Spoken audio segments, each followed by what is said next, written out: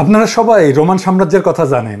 খ্রিস্টের জন্মের ২৭ বছর আগে প্রতিষ্ঠিত হইয়া ৫ শতাব্দী ধরে টিকেছিল।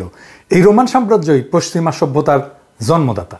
ধর্ম বলেন, ভাষা বলেন, শিল্পকলা বলেন, স্থাপত্য বলেন, আইন বলেন, সামরিক বিদ্যা বলেন, প্রশাসন বলেন, আমলাতন্ত্র বলেন, বিজ্ঞান বলেন, প্রযুক্তি বলেন, কি না সব জায়গায় গড়ে উঠছে রোমান সভ্যতার উপরে ভিত্তি করে। এই পশ্চিমে পবিত্র কোরআনে সূরা আর রম বা রোমান নামে একটা সূরা আছে ৩০ চ্যাপ্টারে। এই সূরাটা রোমানদের সাম্প্রতিক পরাজয়ের একটা রেফারেন্স দিয়ে শুরু হয়েছে। বলা হয়েছে রোমান যারা খ্রিস্টান ছিল এবং ঈশ্বরে বিশ্বাসী ছিল তারা কার হাতে পরাজিত হবে। সেই সময় আগুনের উপাসনাকারী পারস্যদের হাতে পরাজিত হবে প্রথমে, তারপরে আবার তারা বিজয়ী হবে এবং জেরুজালেমে অধিকার প্রতিষ্ঠা করবে। এবং কোরআন শরীফ ভবিষ্যৎবাণী করছিল যে শীঘ্রই রোমানরা এই পারস্যদের পরাজিত করবে এবং জেরুজালেম ফিরে পাবে। এই ভবিষ্যৎবাণীটা খুব শীঘ্রই ৬২২ সালে বাস্তবায়িত হয়েছিল। এইটা পবিত্র কোরআনের একটা অলৌকিক ঘটনা হিসাবে দেখা হয়। It was so accurate prediction of future historical event যে দেখলে বিস্মিত হতে হয়। আমি রোমান সাম্রাজ্যের কথা বলে শুরু করার কারণ হইল রোমান সম্রাট ক্যালিগুলা, যিনি ৩৭ খ্রিস্টাব্দ থেকে ৪১ খ্রিস্টাব্দ পর্যন্ত শাসন করছিলেন। ক্যালিগুলার নামে একটা সিনেমাও আছে হলিউডের, দেখেন যদি সময় পান। উনি আমাদের কালারানের মতোই নির্মমতার, নিষ্ঠুরতার জন্য পরিচিত ছিলেন। এমনকি চাঁদের সাথে নাকি ওনার কথাবার্তা হইতো। আপনারা শুনছেন যে আমাদের নিজের ক্যালিগুলা অর্থাৎ কাটাল রানী সম্প্রতি চাঁদে যাওয়ার ইচ্ছা প্রকাশ করছেন। নিজে যাবেন না অন্য কাউরে পাঠাইবেন তা আমি জানি না, তবে চাঁদের সাথে কথাবার্তার ইচ্ছা প্রকাশ করছেন। করতেই হবে, কারণ স্বামীর দেশ চাঁদে গেছে, সে না গেলে তো বিপদ, বিরহ না। যাই হোক, ক্যালিগুলার একটা প্রিয় ঘোড়া ছিল, নাম হইতেছে ইনসিটাস। ঘোড়াটা তার যে আস্তাবলে থাকতো সে আস্তাবল ছিল মার্বল দিয়ে তৈরি, আর ১৮ জন ভৃত্য ঘোড়াটার দেখাশোনা করতো। আর খাওয়াইতো কি জানেন? সোনার পাতলা মিহি ফয়েলের সাথে মিশ্রিত শস্য। অভিজাত হইলে সোনা খাইতে হয় আর পরি লাগাইতে হয়, তবে ক্যালিগুলার এই ঘোড়া সোনা খাইলেও ঘোড়াই লাগাইতো মনে হয়, ওর ভাগ্যে পরি জুটে নাই। যাই হোক, ক্যালিগুলা ঘোড়াটাকে এতই ভালোবাসতো যে তাকে কনসাল বানানোর সিদ্ধান্ত নেয়। মানে ক্যালিগুলা তার ঘোড়াটাকে একটা কূটনৈতিক পদ দেওয়ার সিদ্ধান্ত নিয়েছিল, মন্ত্রী বানানোর সিদ্ধান্ত নিয়েছিল। এখানেও আমাদের কাটাল রানী আমাদের কূটনীতির দায়িত্বে একের পর এক কিছু গাধা রিক্রুট করছে, করে ক্যালিগুলাকে অনুসরণ করছে। ক্যালিগুলা তার ঘোড়াগুলাকে কূটনৈতিক পদ দিয়েছিল আর কাটাল রানী দিয়েছিল গাধাদের। আমরা তো গাধা আলগা মামানের কথা জানি, তাই না? ভারতকে বলে আসছিল যে হাসিনা ক্ষমতায় রাখতে হবে, আর বাংলাদেশ ভারত সম্পর্ককে স্বামী স্ত্রীর মতো বলে সার্টিফিকেট দিছিল। তো আমরা ভাবছিলাম যে পরিস্থিতি এর চেয়ে আর খারাপ হইতে পারে না, কিন্তু হায়, এর চেয়েও খারাপ জিনিস আমাদের কপালে জুটছে। আমাদের এখন আছে হাসাও মাহমুদ, একজন বেলজিয়ান নাগরিক যার বেলজিয়ান পাসপোর্ট দিল্লিতে বেলজিয়ান দূতাবাসে ভল্টে নাকি রাখা আছে। উই কয়দিন আগে কইছে যে মোদি অনুমোদন করায় কাটাল রানীর চীন সফর হচ্ছে।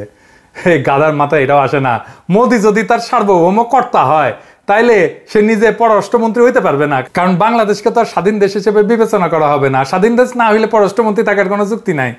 পশ্চিমবঙ্গের কি পররাষ্ট্রমন্ত্রী আছে? নাই তো, তাই না? তো একই যুক্তিতে কাটাল রানী সত্যি যদি একজন প্রধানমন্ত্রী হয় তাইলে তার তো আর একটা দেশে প্রধানমন্ত্রীর অনুমতি নেওয়ার দরকার নাই। তার কথাতেই কাটাল রানী এখন একজন সত্যিকারের প্রধানমন্ত্রী না, একটা দেশের সার্বভৌম দেশের প্রধানমন্ত্রী না। সে যা বলছে সেটা সত্য হইলেও ক্ষমতাসীন বলে দাবি করা সরকারের শীর্ষ একজন পররাষ্ট্র বিষয়ক, কূটনীতি বিষয়ক একজন কর্মকর্তা, মন্ত্রী কখনোই এরকম প্রকাশ্যে কথা বলা উচিত না। এরপরে আর একটা কাদা কাউয়া কাদের এসে উচ্চারণ করে ভারত আমাদের রাজনৈতিক বন্ধু এবং চীন আমাদের উন্নয়নের বন্ধু। কাউয়া কাউয়া, হ্যাঁ কাউয়ার সাউন্ড দেন, দেন জোরে দেন, আরো জোরে, কান ফাটায় দেন এডিটর সাহেব। দুই দেশে আপনি ইদানিং কম সাউন্ড দিচ্ছেন, আরো জোরে। দুই দেশের মধ্যে দ্বিপাক্ষিক সম্পর্কের ভিত্তি কি? রাজনৈতিক সম্পর্ক। আপনি কখনো শক্তিশালী রাজনৈতিক সম্পর্ক ছাড়া দেশের শক্তিশালী উন্নয়ন অংশীদারিত্ব গঠন করতে পারবেন? কখনোই না। কিন্তু গর্দব কাউয়াকে কে বলবে? হ্যাঁ, আচ্ছা, কাউয়া গাধা হইতে চায়, কাউয়া বোধ হয় পছন্দ না। হ্যাঁ, এডিটর সাহেব গাধার সাউন্ড ক্যাঙ্কা, হ্যাঁ এনা শুন না আমার ক্ষুদ্র ভ্রাতার ভগ্নীদের গাধার সাউন্ড। ও আচ্ছা, ভালোই তো গাধার সাউন্ড। তো এই আসলে দুই মোদিপুত্র গাধা আর কাউয়া, হাসাও মাহমুদ আর কাউয়া কাদের চীন সফরে যাওয়ার আগে দুইটা বার্তা দেওয়ার চেষ্টা করছে। আজ এদিকে সাহেব গাধা আর কাউয়া দুইটার সাউন্ড একসাথে মিলায় দেন তো কেঙ্কা লাগে না, শুনে দেখি। ভালোই লাগে তো। প্রথমত ভারত তার দিল্লি সফরের সময় হাসিনার চারপাশে একটা লক্ষণ রেখা আঁকছে। লক্ষণ রেখা কি জানেন? এটা মেলা জায়গায় শুনবেন কলে লক্ষণ রেখা, জানেন না? আচ্ছা গল্প কই, মজার গল্প আছে। হিন্দুদের অবতার রাম আছেন না, উনি সৎ মায়ের কুটনামিতে বনবাসে গেছেন। সৎ মা কেন কুটনামি করছে জানেন? কারণ উনার ছেলেকে, সৎ মায়ের ছেলেকে উনি রাজা বানাবেন। যাই হোক, রাম তার স্ত্রী সীতাকে নিয়ে বনবাসে গেছে। আর রামের ছোট ভাই লক্ষণ, সে এতই নেওটা রামের যে সে রামের সাথে বনবাসে গেছে। সে সাথে থাকে, একসাথে থাকে, ভালোই আছে তারা। এর মধ্যে মেলা গ্যাঞ্জাম হয়েছে কি যে ওই রাবণ রাক্ষসদের রাজা, শ্রীলঙ্কায়, লঙ্কার রাজা আর কি, শ্রীলঙ্কায় থাকে। তার এক বোন শূর্পণখা, সে লক্ষণের প্রেমে পড়েছে। তো প্রেম নিবেদন করতে গেছে লক্ষণের কাছে। লক্ষণ কইছে কি এত বড় সাহস, আমি চৌধুরী বংশের পোলা, তুই ফৈন্নির পুত, রাক্ষসের মাইয়া, তুই আমার লগে প্রেম করবি? এই কইয়া দিছে নাক কেটে, শূর্পণখার নাক কেটে দিছে। তো শূর্পণখা এই কাটা নাক নিয়ে রাবণের কাছে গিয়ে নালিশ দিছে, ক্ষুদ্র ভ্রাতাদের কই এই কামটা গেলে রক্ষণ ভালো করে নাই, সে শুধু প্রত্যাখ্যানই করে নাই, সে অপমান করছে। রাবণ ঠিক করছে যে রামের বউ সীতারে হরণ কইয়া আনবে। তো রাবণ তার এক লেসপেন্সার মারিস ওরে নিয়ে আসছে এই বনে। মারিস এই লেসপেন্সারের একটা বিশিষ্ট গুণ ছিল, সে নানা ধরনের রূপ ধরতে পারতো এবং নানা জনের কথা অনুকরণ কইরা কইতে পারতো। তো ওই যে রিতা সাহেব, ওই যে দেখান না, ওই যে জিয়ার ক্যারেক্টার করেছিল না এক জাউরা, ওই আবার হুমায়ুন ফরিদির কথা অনুসরণ করেন, ওই হচ্ছে মারিস, বুঝছাও? তো দেখান রিতা সাহেব ওই ক্যাঙ্কা করিয়া হুমায়ুন ফরিদির গলা অনুকরণ কইরা দেখায়। তোমার নাম সারা, তুমি সাংঘাতিক সুইট আছো, তো তুমি অভিনয় করো না কেন? তোমাকে এক ধরনের অ্যাক্ট করতে হয়। হ্যাঁ লাইভলি, একটু তুমি লাইভলি করলা, তোমার তো আছে, আমার মনে হয় তুমি পারবা চাইতে।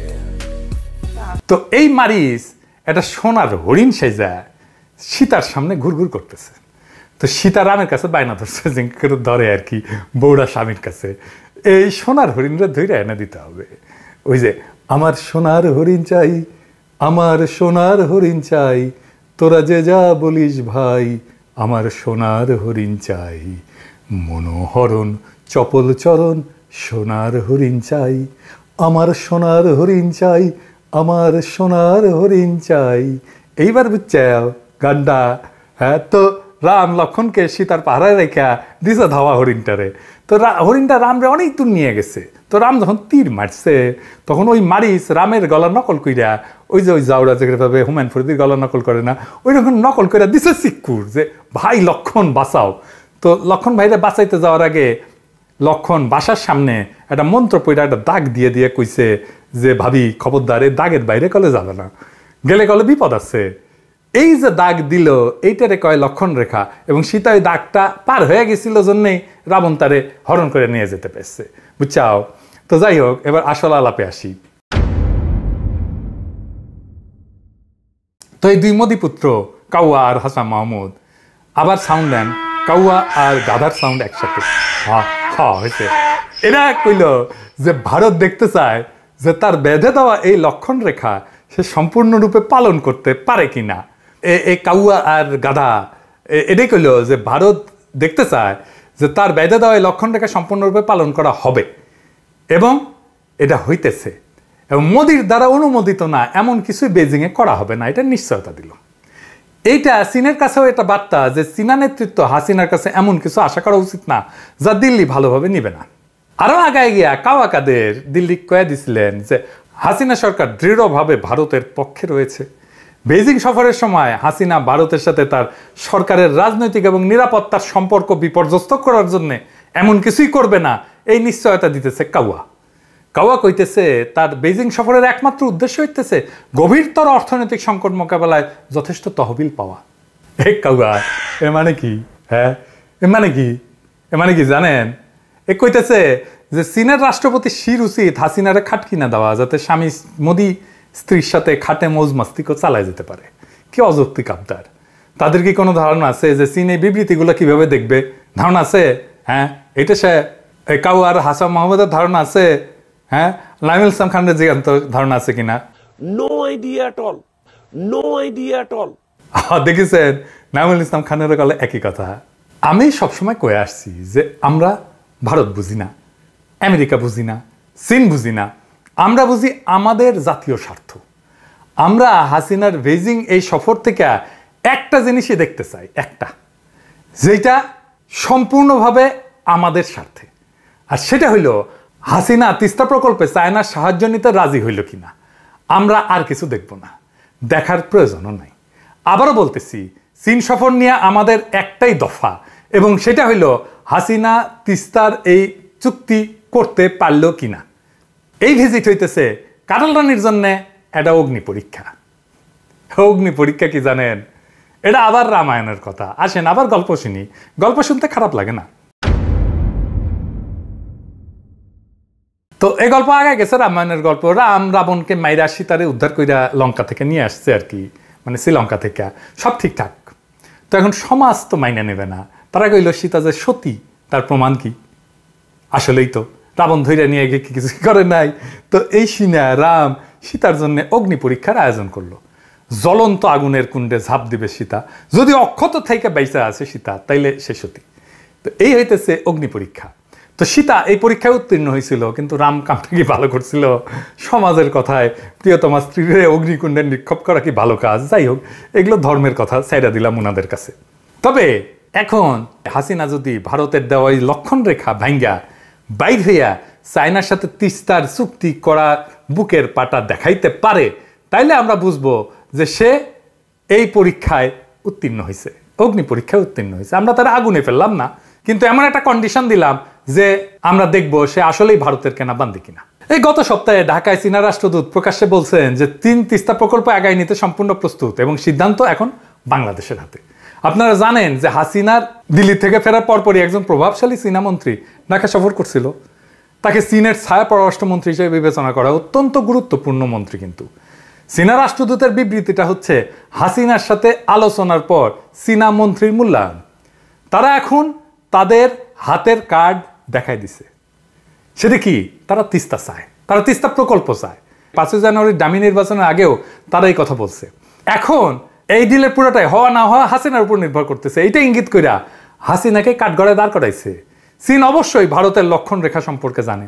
তারা দেখতে চায় হাসিনা এই রেখা পার করার মতো যথেষ্ট সাহস পায় কিনা। আমার ধারণা সে অগ্নি পরীক্ষাকে অতিক্রম করতে পারবে না।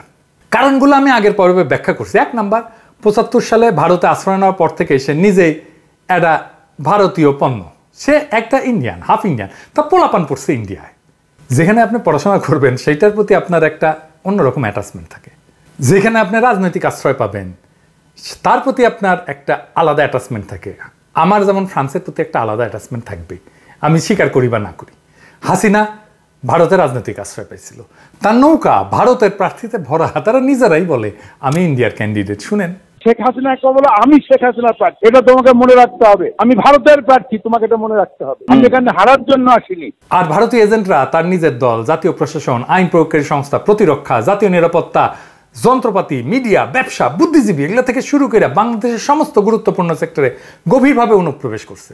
4 নম্বর হচ্ছে সবসময় সম্ভাবনা থাকে সে যদি কোনোভাবে চীনের দিকে ঝুঁকা পড়ে, ভারত তার জন্য নিরাপত্তার হুমকি হইতে পারে, তার বিরুদ্ধে প্রতিহিংসামূলক পদক্ষেপ নিতে পারে। তার পোলা মাইয়া দিল্লিতে থাকে এবং মার্কিন যুক্তরাষ্ট্রে থাকে, তাদের নিরাপত্তা তার কাছে গুরুত্বপূর্ণ। এই সমস্ত কারণে সে চীনের সঙ্গে চুক্তি করবে বলে আমি বিশ্বাস করি না। ইতিমধ্যেই সে এটা থেকে পিছিয়ে গেছে। মনে রাখবেন যে সে তার দিল্লি সফরের আগে ডামি পার্লামেন্টে বলছিল যে তিনি তিস্তার জন্য চীনের আর্থিক প্রস্তাব নিতে রাজি হয়েছেন। আপনি তখনই চীনের টাকার জন্য অনুরোধ করতে পারবেন যখন আপনি চীনের প্রস্তাবের সাথে আগায় যেতে সম্মত হন। তাইলে চীনের রাষ্ট্রদূত কেন বলছে যে বল হাসিনার কোর্টে, তাকে চীনের প্রস্তাবের বিষয়ে সিদ্ধান্ত নিতে হবে? এর কারণ তারা বুঝতে পারছিল যে তার সর্বশেষ ভারত সফরের পর চীন আর নিশ্চিত না যে হাসিনা এই তিস্তা প্রকল্প নিয়ে চীনের সাথে যাবে কিনা। তাহলে হাসিনা যাইতেছে কেন চীনে? প্রথম কারণ, চীন আমন্ত্রণ জানাইছে এবং সে গ্রহণ করছে। এই আমন্ত্রণ কূটনৈতিকভাবে এটা খুব বাজে উদাহরণে থাকবে আমন্ত্রণ গ্রহণ করার পরেও না গেলে। দ্বিতীয়ত, কাওয়া কাদের কইছে যে হাসিনার টাকা দরকার। হাসিনা চীনের কাছে তার ইকোনমির বেড়াছাড়া অবস্থার জন্য অর্থ সাহায্য চাইবে। তৃতীয়ত, হাসিনাকে লক্ষণ রেখার বাইরে আনার চেষ্টা করবে চীন। যতই ক্ষীণ সম্ভাবনা থাকুক না কেন, এটা করবে, যে কোনো রাষ্ট্র করবে। হাসিনা তিস্তা চুক্তি করে আসবেন না, এই ধারণা নিয়ে হাসিনার প্রত্যাবর্তনের জন্য অপেক্ষা করব। সে খালি হাতে ফিরে আসলে আমরা নিশ্চিত হব যে হাসিনা তার সর্বশেষ ভারত সফরে ভারতের কাছে আমাদের সকল স্বার্থ, আমাদের স্বাধীনতা, আমাদের সার্বভৌমত্ব এবং আমাদের আঞ্চলিক অখণ্ডতা বিক্রি করে আসছে। এরপর আমাদের কি করণীয় সেটা আমাদের জানা আছে। অক্সফোর্ড ইউনিভার্সিটির সামাজিক দার্শনিক রোমান ক্রজনারিকের লেখা থেকে এই বিষয়টা ব্যাখ্যা করতে দেন, যিনি সম্প্রতি একটা রূপরেখা দিচ্ছেন, দাখিল করছেন যে কিভাবে একটা বড় ধরনের রাজনৈতিক পরিবর্তন ঘটতে পারে। আমাদের এই বড় ধরনের রাজনৈতিক পরিবর্তনের পথে আমাদের আগাইতে হবে। তো কেমনে আগাইতে হবে সেটা একটু আমাদের বুঝে নেওয়া দরকার। ওনার মতে ইতিহাস আমাদের যা বলে তা হলো এই ধরনের পরিবর্তন ঘটতে থাকে যখন তিনটা জিনিস একসাথে ঘটে। একটা ত্রিভুজের তিন কোণার মতো, এডিটার সাহেব পাশে একটা ত্রিভুজ এঁকে দেন আর তিনটা জিনিস আমি যখন বলবো পাশে পাশে লিখে দিন, তাহলে বোঝা যাবে। এটাকেই তিনি বলছেন ডিসরাপশন। এই ত্রিভুজটা হইতেছে ডিসরাপশন। তো তিন কোণায় কি কি থাকে? ডিসরাপশন মানে বিঘ্ন ঘটা, মানে একটা বড় পরিবর্তনের সূচনা হওয়া। ত্রিভুজের এক কোণে থাকে হচ্ছে সংকট, রাজনৈতিক, অর্থনৈতিক, মানবিক সংকট। তাই আপনার এক ধরনের সংকট দরকার। আমাদের প্রকৃতপক্ষে একটা না একাধিক তীব্র সংকট আছে। আমাদের স্বাধীনতা, সার্বভৌমত্ব, আঞ্চলিক অখণ্ডতা মারাত্মক হুমকির মধ্যে আছে। আমাদের গণতান্ত্রিক অধিকার চূর্ণ করা হয়েছে। আমাদের শিক্ষা সংস্কৃতি ধীরে ধীরে হিন্দুত্ববাদী মতাদর্শ দিয়ে গ্রাস করা হচ্ছে। আমাদের অর্থনীতি একটা ডিপ ডাইভের মধ্যে দিয়ে পতনের দিকে যাইতেছে, তাই না? এগুলো সংকট। তাহলে সংকটটা লিখে দেন এডিটর সাহেব এক কোণায়। এই পরিবর্তনকে অনুপ্রাণিত করার জন্য একটা শক্তিশালী এবং দূরদর্শী বয়ান, রাজনৈতিক বয়ান। অর্থনীতিক মিল্টন ফ্রিডম্যান বলছিলেন একটা সংকট পরিবর্তনের একটা সুযোগ, এবং যখন এই সংকট দেখা দেয় তখন যে পদক্ষেপগুলি না হয় তার চারপাশে থাকা বয়ানগুলোর উপর নির্ভর করবে।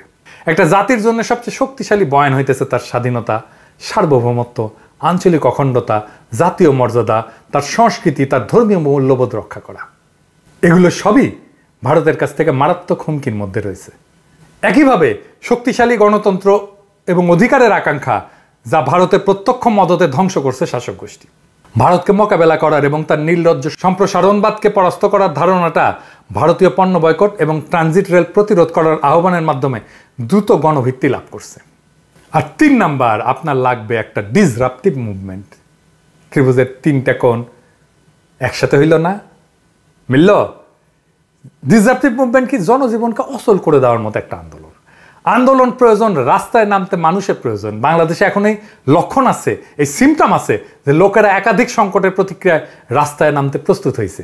বেইজিংয়ের সময় তিস্তা চুক্তি করতে হাসিনার ব্যর্থতা এই ক্রমবর্ধমান আন্দোলনকে চূড়ান্ত গতি দেবে, কারণ এই ঘটনা এটাই স্পষ্ট করবে যে ভারতের কাছে বাংলাদেশ সম্পূর্ণভাবে বিক্রি করে দেওয়া হয়েছে, এবং এইটাই জনসাধারণের মধ্যে তীব্র প্রতিক্রিয়া সৃষ্টি করবে, যার ফলে মানুষ অবশেষে রাস্তায় নামবে বা রাস্তায় নামার জন্য প্রস্তুতি নেবে।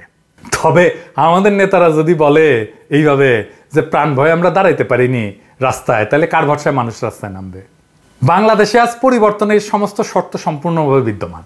বাংলাদেশের রাজনৈতিক দলগুলো যদি এই মুহূর্তে রাস্তায় সংগঠিতভাবে নামতে পারে, তাইলেই মানুষ নেমে আসবে, বেশি দল লাগবে না।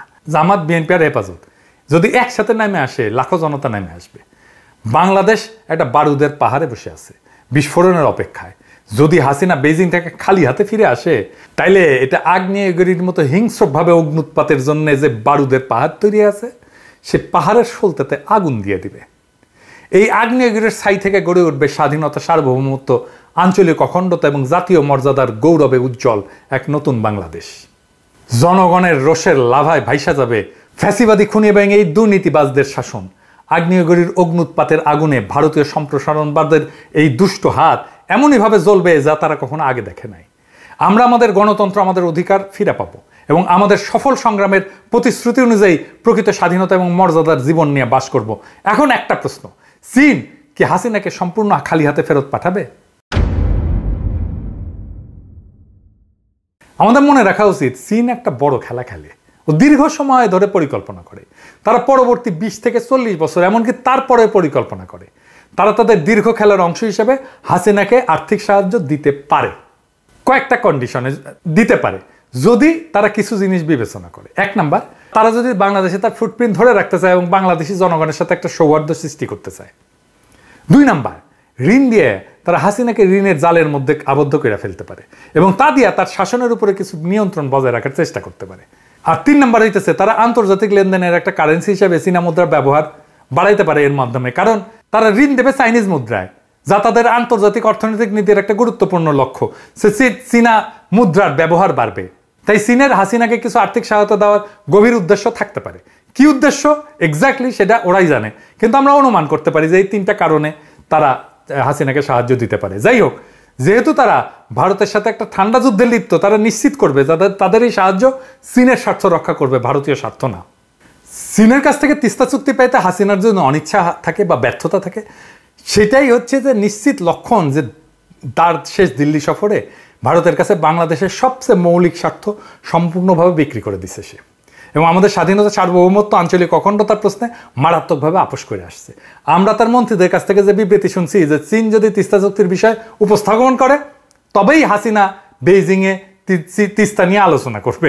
তিস্তা আমাদের দেশের নদী, আর এটা চীন উপস্থাপন করবে। তিস্তা কি আমাদের প্রবলেম না চীনের প্রবলেম? তো এই কথা কইয়া ইতিমধ্যেই প্রকাশ্যে ঘোষণা করছে যে তিস্তা বাংলাদেশের জন্য অগ্রাধিকার না, বরং এটা চীনের স্বার্থের বিষয়। আশ্চর্য কথা।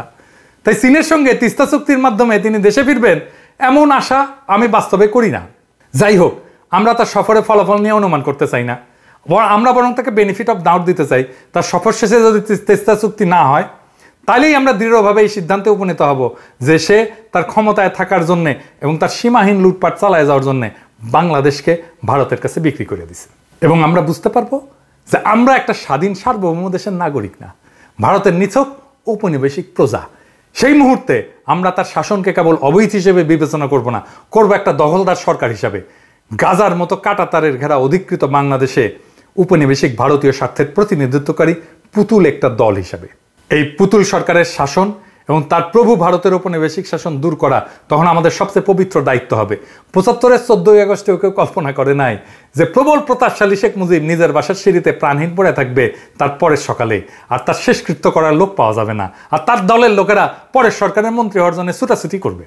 শেখ হাসিনার শাসনও এইভাবে হঠাৎ করে উৎখাত হয়ে যাবে। আমাদের কল্পনাকে হার মানে একদিন হঠাৎই রাস্তায় লাখো মানুষের উদ্দাম মিছিল ব্রেক ফেল কইরা গণভবনে ঢুকে যাবে শ্রীলঙ্কার মতো। বাংলাদেশের মানুষ সেই দিনের অপেক্ষায় আছে। সেই দিন আমাদের কোনো নেতা লাগবে না, জনতাই হয়ে উঠবে তার নিজের নেতা।